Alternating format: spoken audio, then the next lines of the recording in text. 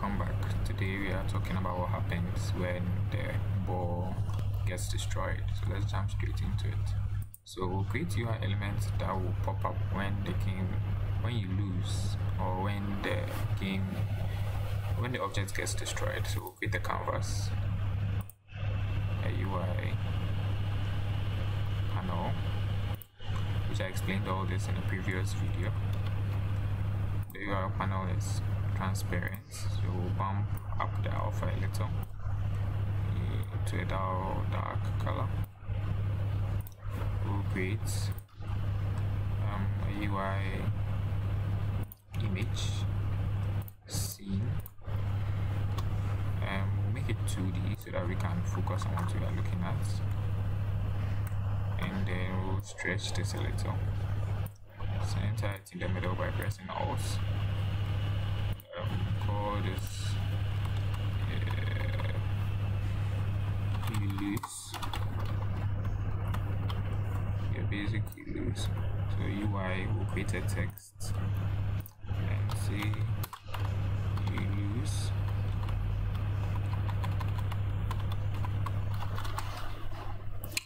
We'll increase the size a little. You realize that the size disappears when it becomes very big, so you increase the size of the box too as well, and then you center it.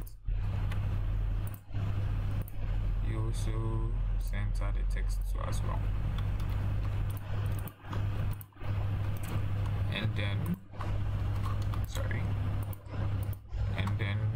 we create a button within the image and place it at the bottom right. You increase the size of the button a little and orderly.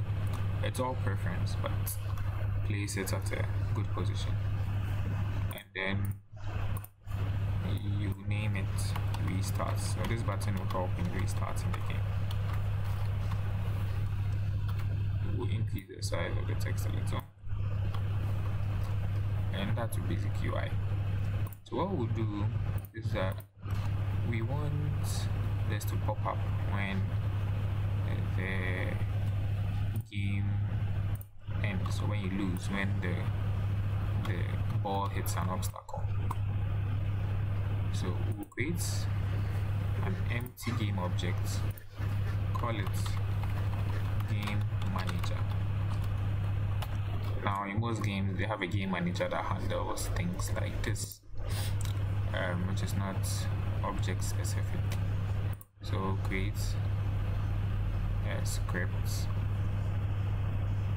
C# scripts, and call it game manager. You realize that the icon of the game manager of the scripts is not like your normal script. So game manager has precedence over all other scripts because it's what handles game mechanics. You could have named it anything actually, but I decided to name it game manager. So in the game manager script, so for now we'll enter the ball script, and then in the ball script we would create a public, it doesn't need to be public, we'll create a boolean called is alive, which checks whether is the ball alive or not, or is the ball active or not. So it's alive is equal to true when the game starts. So when the game starts, we need the ball to be active, which is to be alive. And then when we die, it's alive becomes false. And that's fine. We'll attach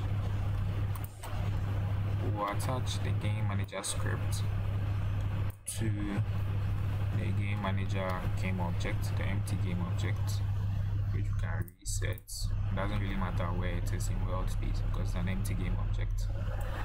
And then in the game manager script, it's just like your normal Unity script.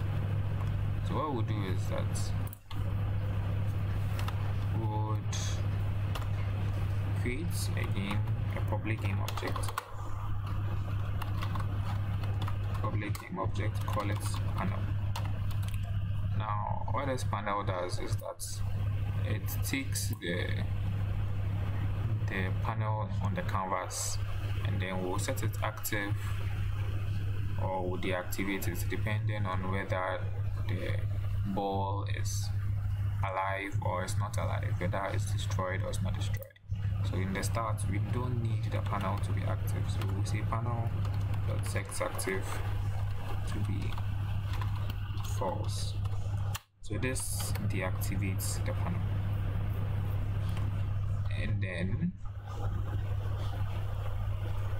so in the ball script, we needed the boolean is alive to be public. This is because we need to access it in Game Manager. But the reason why I didn't want to make it active initially is because I don't want to see it in the inspector. I don't want to be able to give it I don't want to be able to see it here in the inspector. So what we'll do is that we would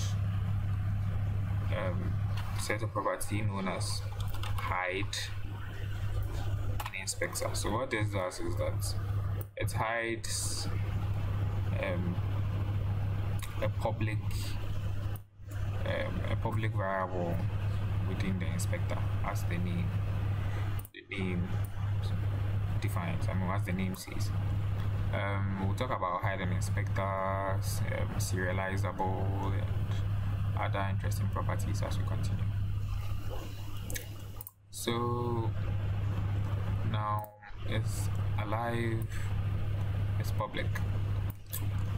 So what we'll do is that we'll need reference to this ball script to be able to still access this, because now we can't just say it's alive. It doesn't it's not recognizing the script. So we'll create a public ball, which is the name of the script which holds the is alive variable, and call ball. Right? So this ball can be assigned to this game manager within the inspector. Yeah, so we could decide to make this ball script, this ball object not public, and then look for the ball script within our inspector through code. But this is an easy way of doing it. So now we have reference to the ball script, but we have an object of the ball script which holds all the elements within the ball script. I'm saying ball script a lot. So we can now see if the ball script and the ball object is alive, now has the property of is alive. So if ball that is alive is equal to false,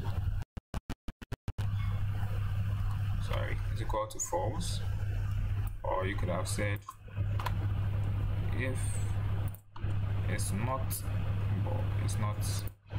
ball that is alive, which is the same as saying is ball alive or not, or ball that is alive is equal to false. It's the same thing. So if the ball is not alive, then panel.setActive becomes false. Becomes true. Becomes true.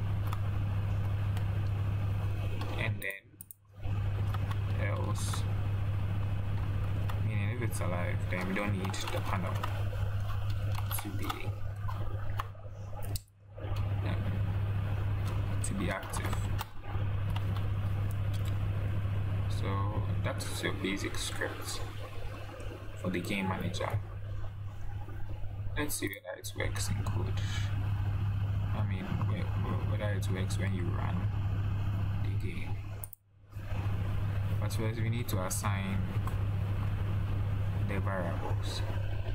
So your game manager script, we would assign the ball object which has the ball script attached, and then the panel which is inside the canvas as well. So meaning when we do start the game,